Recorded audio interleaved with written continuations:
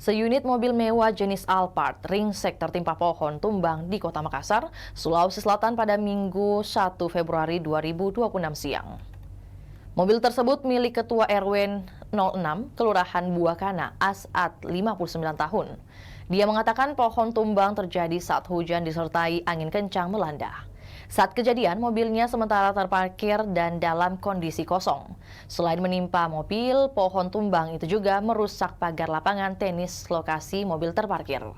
Peristiwa itu terjadi di Jalan Pelita 6, Kelurahan Buakana, Kecamatan Rapocini, Kota Makassar. Batang pohon menimpa atap bagian belakang mobil berplat pribadi itu. Akibatnya atap ringsek hingga kaca belakang mobil berwarna hitam pecah. Petugas Dinas Pemadam Kebakaran dan Penyelamatan Damkarmat Kota Makassar pun dikerahkan ke lokasi membersihkan batang pohon. Disusul petugas Dinas Lingkungan Hidup Kota Makassar.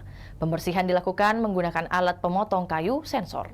Sementara itu, Kabid Penyelamatan Damkarmat Makassar Ismail yang ditemui di lokasi mengatakan hingga siang ini total ada 9 pohon tumbang terjadi di Kota Makassar.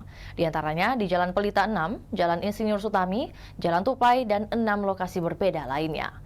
Proses penanganan, kata Ismail, sempat terkendala oleh arus listrik yang dianggap membahayakan petugas. Olehnya itu, sebelum batang pohon dibersihkan petugas, aliran listrik di kawasan perumahan itu dimatikan sementara. Ismail pun mengimbau kepada warga untuk tetap berhati-hati saat beraktivitas di luar rumah.